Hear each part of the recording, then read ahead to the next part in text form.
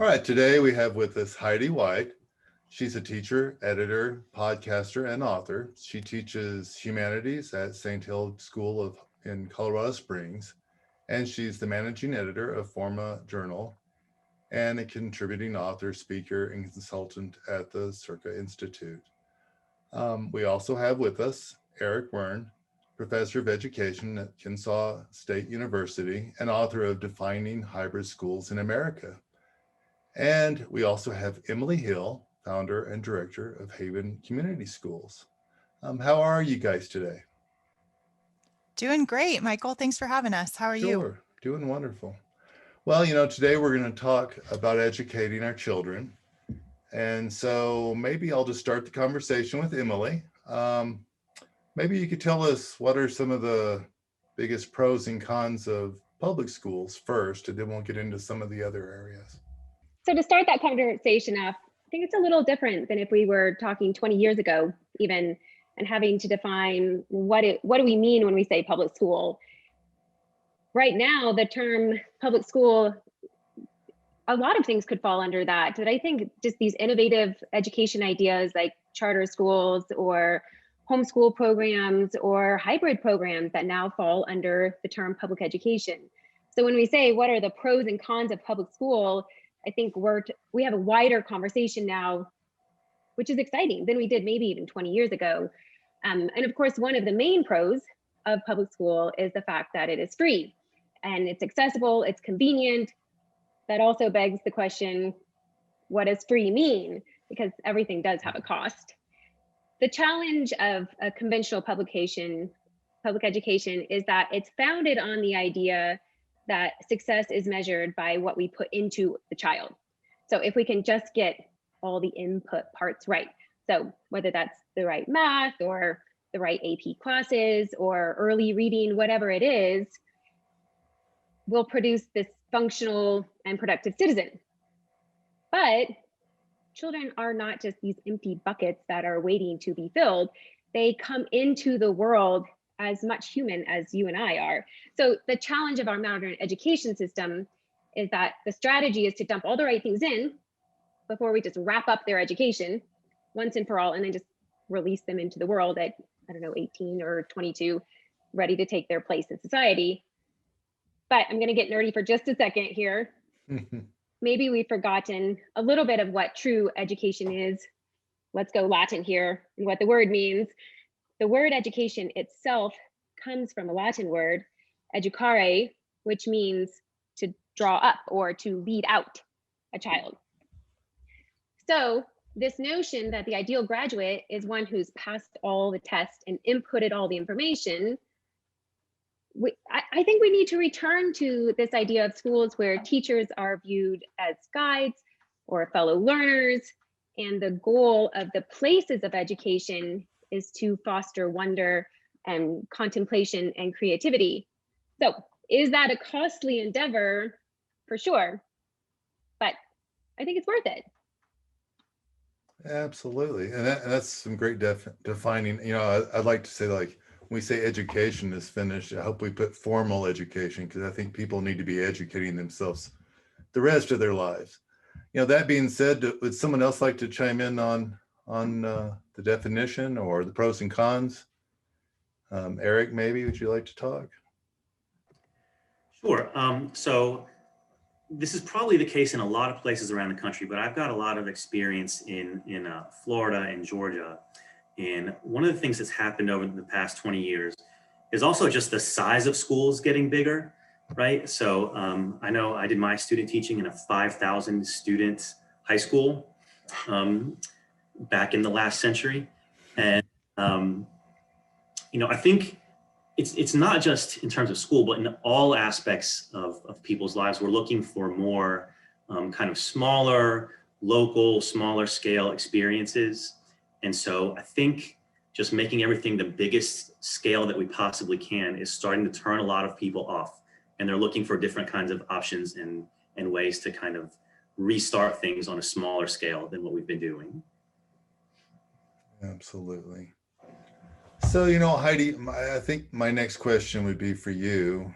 And I know doing the research on this, I see a lot about classical education. So maybe you could talk to us a little bit about what classical education is and what might make that different from what children are learning today. And I don't want to say public schools, but the free public school. Mhm. Sure. No, it's a really good question because classical education is, one of those buzzwords in education that sometimes people don't know exactly even what it is. It's a big endeavor. So for most of human history, the purpose of an education was, as Emily said, to draw up the soul towards what is good, what is true, what is beautiful. And it was generally understood, again, for most of human history, that education was for the purpose of nourishing and drawing up the soul to become a true human. What does it mean to be human in a flawed world? And also another purpose of education coming down from ancient times is to pass on a culture. So there's a great writer writing right now named David Hicks. He wrote a wonderful book called Norms and Nobility. And he says that the purpose of education is for the world's fight and the soul's salvation. Now, salvation is, of course, a religious word, which classical education doesn't have to be a religious endeavor. But it does beg the question of what's the purpose of an education? It is for the soul and for the passing on of a culture.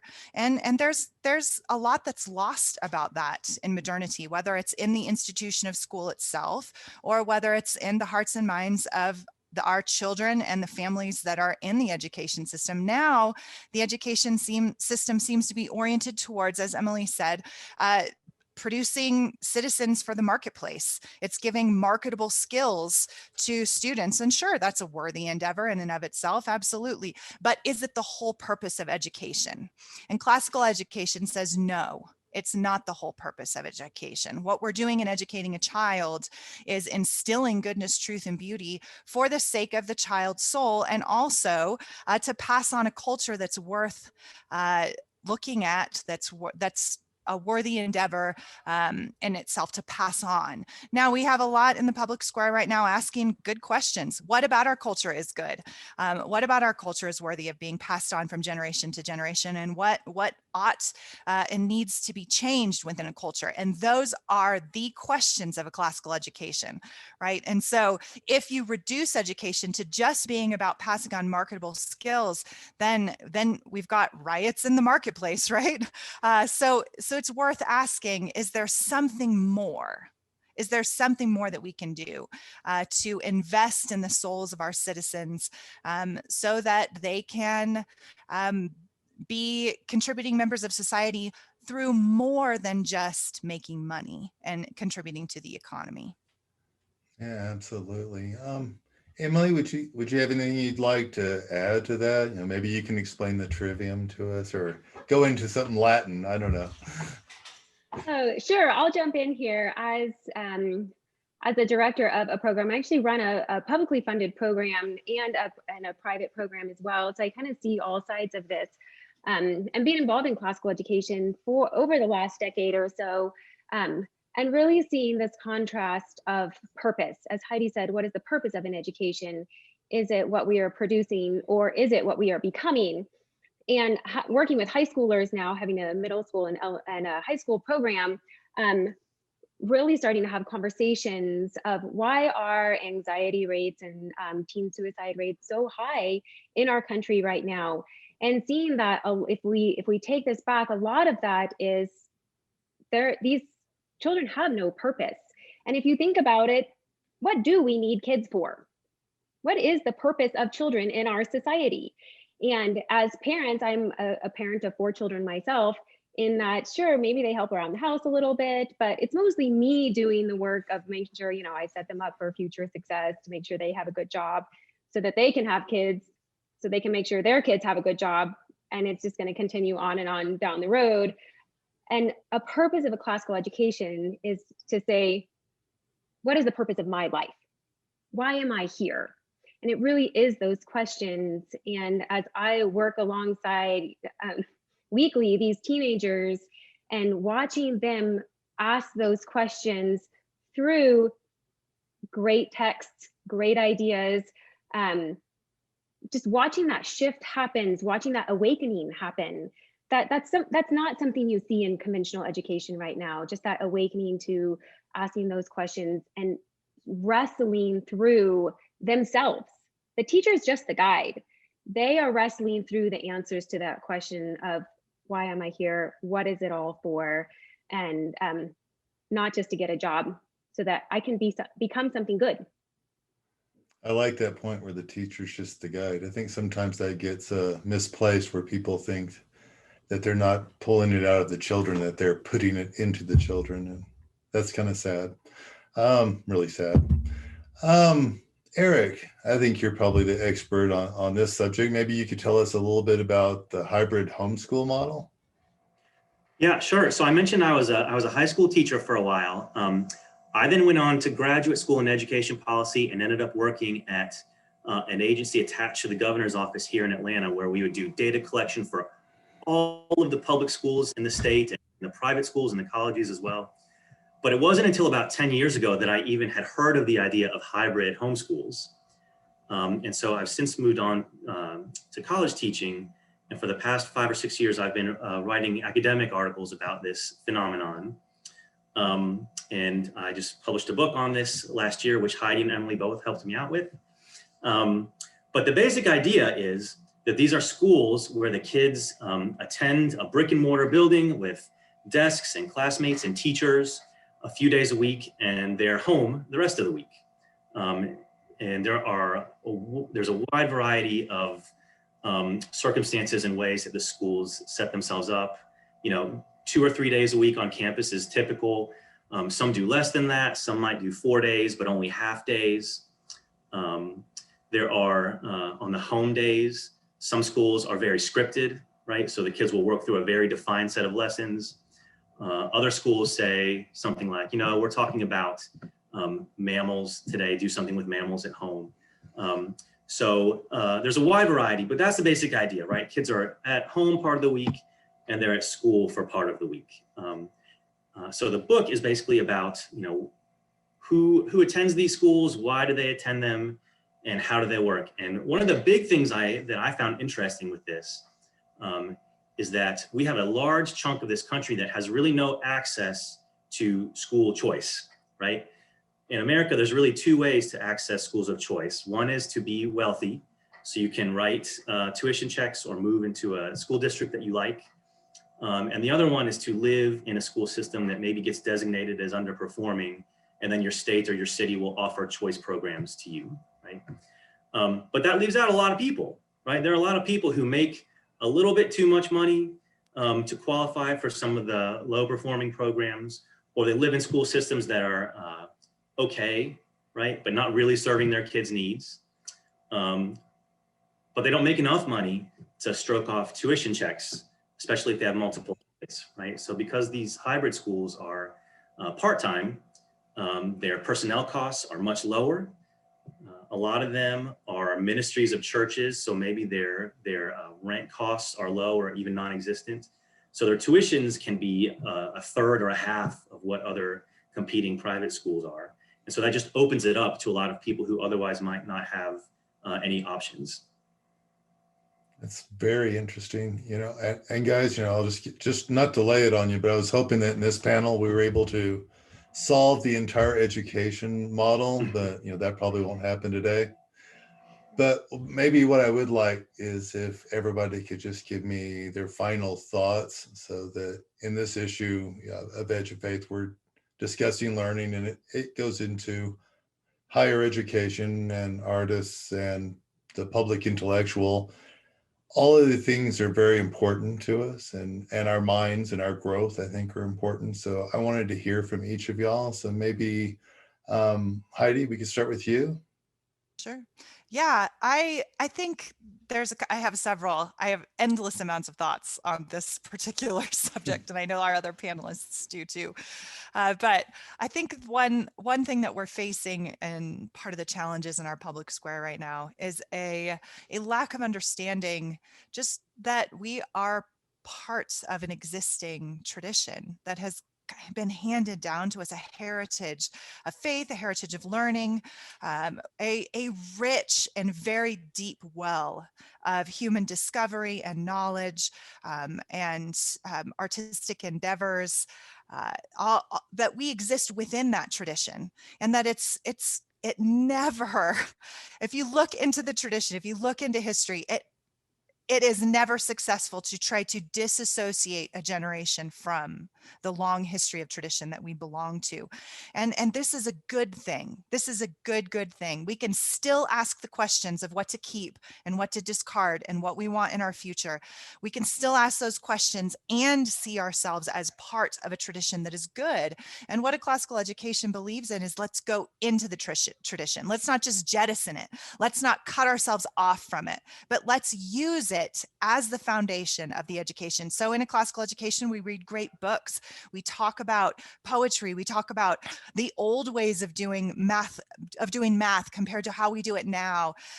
We're looking at the contemporary questions from a classical perspective and seeing ourselves as embodied within that tradition. And there's a lot to be said for that. And as Eric just so wonderfully pointed out, so much of what makes our country is the opportunity to choose for ourselves, and not just to hand that over to an authority that's telling us what to do and how to do it.